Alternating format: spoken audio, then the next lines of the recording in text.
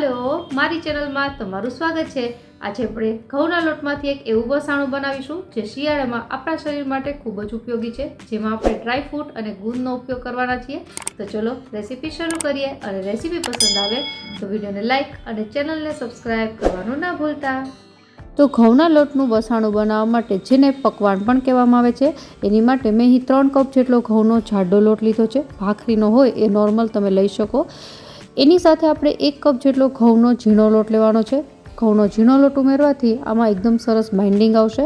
હવે આ લોટને શેકવા માટે મેં એકદમ લોખંડની મોટી કઢાઈ લીધી છે। બને ત્યાં સુધી લોખંડની કઢાઈમાં જ લોટ શેકવો। હવે લોટ શેકવા માટે ઘીનું માપ જોઈ લઈએ તો સૌપ્રથમ 1 કપ ઘી ઉમેરીશું અને ત્યારબાદ બીજો કપ ઘી છે એમાંથી અડધો કપ ઉમેરવાનું છે અને બાકીનું આપણે પાછળથી યુઝ કરીશું।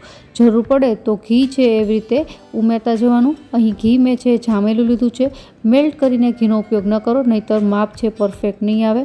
તો લોટ છે મિક્સ કરી દીધો છે। તમે જુઓ તો હજી પણ થોડું ડ્રાય છે, તો જે બાકીનું અડધો કપ ઘી છે એ પણ આપણે ઉમેરી દઈશું।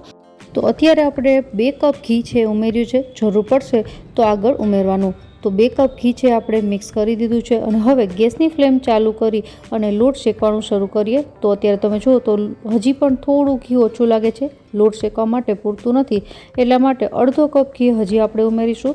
તો 4 કપ લોટ સામે મેં અહીં 2.5 કપ ઘી લીધું છે, તો આ પરફેક્ટ માપ છે ઘીનું। અને હવે તમે જોઈ શકો છો જેમ જેમ ઘી મેલ્ટ થશે એમ લોટ અને ઘી એકબીજા સાથે મિક્સ થઈને આ ટાઈપની કન્સિસ્ટન્સી આવી જશે। તો આ ટાઈપની કન્સિસ્ટન્સી હશે તો તમે લોટ છે સરસ રીતે શેકી શકશો।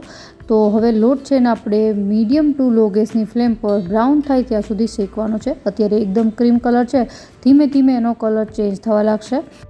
અહીં જેમ જેમ લોટ શેકાશે એમ ઘી છૂટું પડવા લાગશે અને લોટનો કલર બ્રાઉન જેવો થવા લાગશે।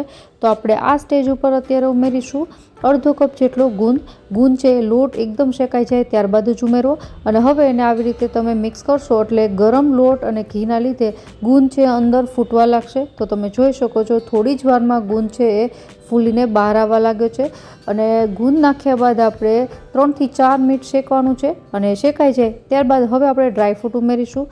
તો ડ્રાયફ્રૂટમાં અત્યારે અડધો વાટકો મેં કાજુના ટુકડા, અડધો વાટકો બદામના ટુકડા લીધા છે। ત્યારબાદ 1 વાટકી સૂકા ટોપરાનું છીણ ઉમેરીશું અને આ બધી વસ્તુને 1 થી 2 મિનિટ માટે શેકી લેવાનું છે, જેનાથી કાજુ અને બદામ છે થોડા ક્રિસ્પી થઈ જાય। તમે તમારી ચોઈસના બીજા ડ્રાયફ્રૂટ જેમ કે અખરોટ છે એ પણ ઉમેરી શકો। તો બધી જ વસ્તુ સરસ રીતે શેકાઈ ગઈ છે। હવે આપણે અહીં ગેસ બંધ કરી અને આ જે પકવાનનું જે મિશ્રણ છે એને નીચે ઉતારી લેશું અને હવે આપણે આમાં ઉમેરીશું 1.5 ટેબલ સ્પૂન જેટલો સૂંઠનો પાવડર, 1 ટેબલ સ્પૂન જેટલો સુવાદાણાનો પાવડર અને 1 ટેબલ સ્પૂન જેટલો ગંઠોડાનો પાવડર અને આ બધી વસ્તુને સારી રીતે મિક્સ કરી લેશું। આ ત્રણેય વસ્તુ છે એ ગેસ પરથી ઉતારીને ત્યારબાદ જ ઉમેરવી। હવે ઉમેરીશું આમાં 1 ટેબલ સ્પૂન જેટલી લીલી વરિયાળી અને એને પણ મિક્સ કરી દેશું।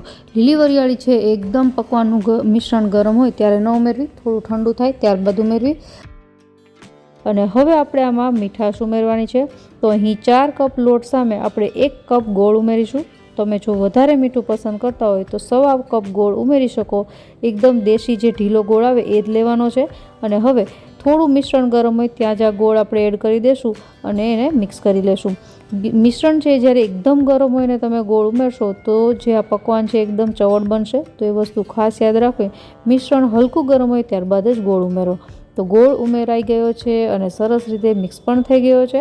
તો આપણું આ પકવાનનું મિશ્રણ તૈયાર છે। હું અહીં એક થાળી છે જેને ઘીથી ગ્રીસ કરી લીધી છે, એમાં આ મિશ્રણ લઈ અને સરસ રીતે સેટ કરી દઈશ। તો વાટકીની મદદથી આપણે એને થાળીમાં સરસ રીતે સેટ કરી દઈશું અને સૌથી છેલ્લે બદામની કતરણથી એને ગાર્નિશ કરી લઈએ। અને બદામની કતરણ છે એને વાટકાની મદદથી આવી રીતે પ્રેસ કરશો એટલે સરસ રીતે એમાં ચોંટી જશે। હવે અડધી કલાક માટે એને સેટ થવા દેવાનું છે। અડધી કલાક પછી આપણે એમાં કાપા પાડીશું। તો અહીં હું સ્ક્વેર શેપનો પકવાન બનાવી રહી છું, તમે ડાયમંડ શેપ પણ આપી શકો। તો એક પકવાન છે હું તમને કાઢીને બતાવું। જો પકવાન ઘીના લીધે થાળીમાં જામી જાય અને નીકળતો ન હોય તો તમે 1 સેકન્ડ માટે થાળી છે ગેસ પર રાખીને ગરમ કરી લો તો એ તરત નીકળી જશે। તો પકવાન છે તૈયાર થઈ ગયો છે, તમે જોઈ શકો છો અને તોડીને પણ બતાવું, એકદમ સોફ્ટ બન્યો છે। તો આશા રાખું રેસીપી જરૂરથી પસંદ આવી હશે। ફરી મળીએ નવી રેસીપી સાથે, ત્યાં સુધી બાય બાય।